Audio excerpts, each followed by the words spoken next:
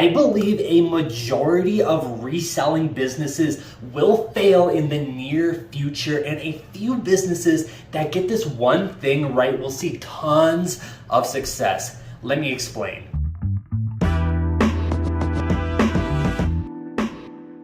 Hey, what is going on YouTube? Welcome back to the channel. Super happy to have you, super happy to see ya. I think I have an important message to relay to all of you in today's video. Whether you are a reseller, an entrepreneur, whether you're building a business, it doesn't matter. I think a piece of this video will resonate with you no matter what category you are in. So let's break it down. First and foremost, if you are new to this channel, my name is Jacob. I am a full-time online reseller. I own a full-time online reselling business. That is how I generate my income. I have big plans for it in the future, and I've been using this YouTube channel to document the day-to-day growth of my business and helping you out along the way through my successes and my failures and everything I have learned thus far. If you found this video informative or entertaining, hopefully both, I would really appreciate it if you would consider hitting that like button, the subscribe button, maybe even leaving a comment down below. I would love to interact with each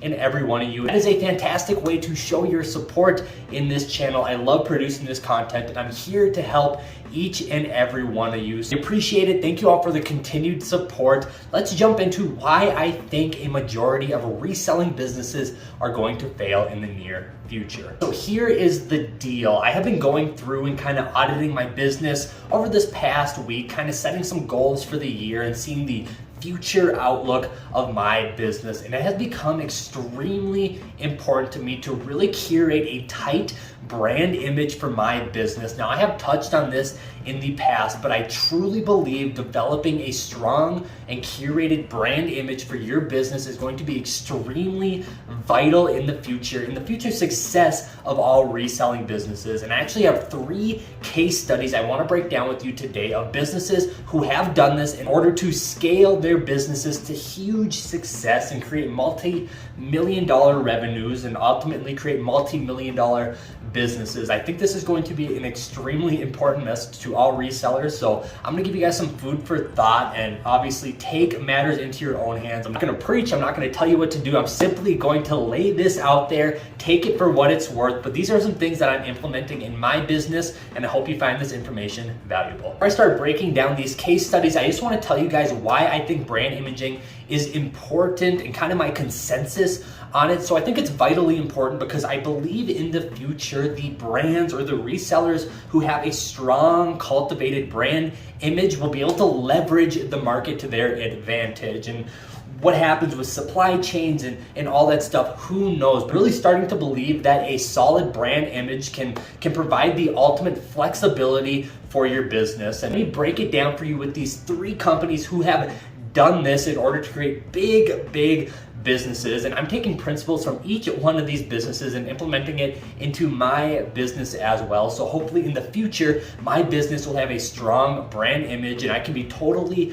flexible and leverage the market using my brand image. Okay, so the first company I want to talk about, and this is actually a company that inspired a lot of factors of my business, is a company called Round 2. Now, they started out selling sneakers and vintage clothing. It was started by a man called Sean Witherspoon, and well, he's actually pretty renowned in the sneaker community. He's actually helped design some Nike sneakers, stuff like that. But he started out selling vintage clothing, and well, that's how I started out. And I took a lot of cues from his journey in order to grow my business. What did Round 2 really do to dial in kind of the brand image of their company as it sits today? Well, it all starts out with the name Round 2. It's a really cool almost metaphor for used, pre-owned, and vintage clothing. You know, Round 2, you know, the second chance. It's just a really cool play on words. And well, they had their roots in vintage apparel, which is obviously used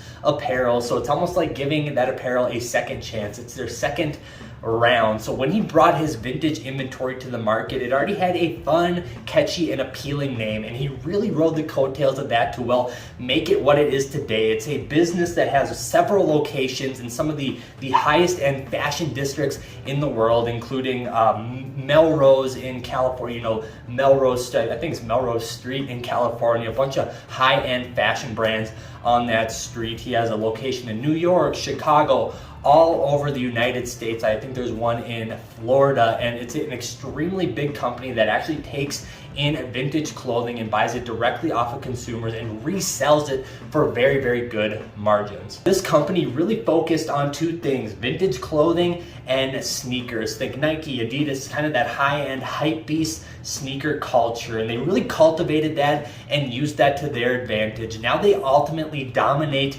that market when it comes to selling secondhand sneakers and vintage apparel. And when you go into one of their vintage stores, you can buy, vintage Tommy Hilfiger shirts and vintage polo pieces and a whole bunch of cool vintage stuff, and they get a ton of money for their items. I have personally purchased a vintage Tommy Hilfiger t-shirt from one of their stores. I paid $40 for it, and compared to my business, it was a shirt that I probably could have only got upwards of $25 for. That is how impressive their brand image is. They can really use their brand to upsell to the highest degree and really push a ton of margin and a ton of profits out of every single piece of their inventory. The second company I would like to talk about is kind of the polar opposite of round two, and it's a company you have probably heard of but maybe never really thought to dissect it very much, and it's actually Plato's Closet. Now, yes, we probably have a local Plato's Closet location in our areas, but they are glorified resellers, exactly what we do.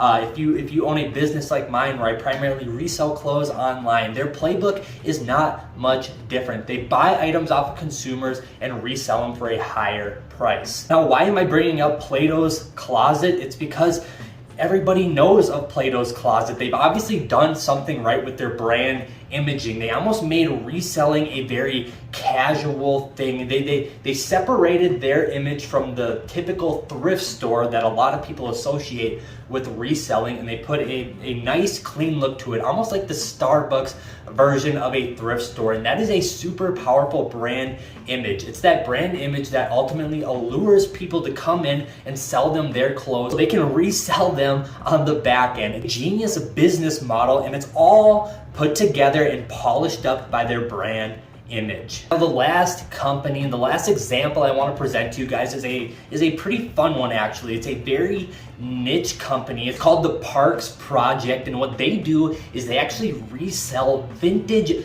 national parks and national forest styled gear for a super high profit to actually give money back to the national parks funding and national forest funding, stuff like that. It's a super cool and super fun business model, but they sell some really, really cool vintage pieces for some extremely high prices. I saw on their website today, they were actually selling a vintage camouflage jacket that for my business, I probably could have got about $40 to $50 for, but they are asking upwards of $130 for this jacket. But that is the power of their brand image, because not only are they a super clean, super simple, aesthetically pleasing brand, but they also have a super good cause backing them up. So they can use both of those factors to their advantage to drive really high profit margins on their inventory. So what have I learned from these three companies, and what can you take away from this as well? For starters, round two, they have cultivated a super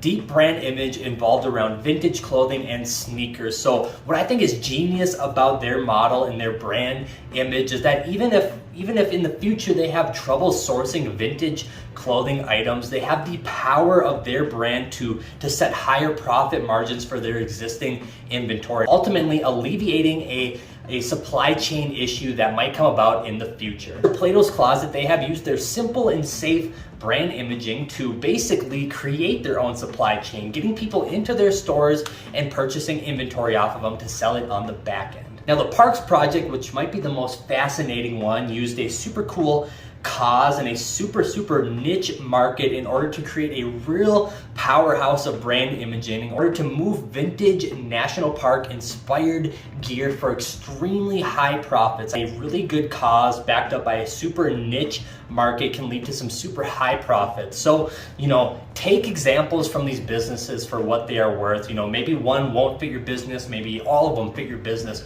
who knows? But I think these are some very, very valuable lessons if you really want to scale your business business into something big and special like these people have. And so there you go. That is it for today's video. If you're curious about what I am personally going to be doing with my brand image and my business, I will make a separate video on it in the future because I'm currently really getting it dialed in right now. That's it. I hope you enjoyed this video and I hope you were able to take something away from it as well. Like I said, if you did, feel free to leave a like, subscribe, maybe a comment down below. All of that is super, super appreciative. And well, I hope you have a fantastic rest of the day. In the meantime, be good to one another, and I'll see you guys again. Peace.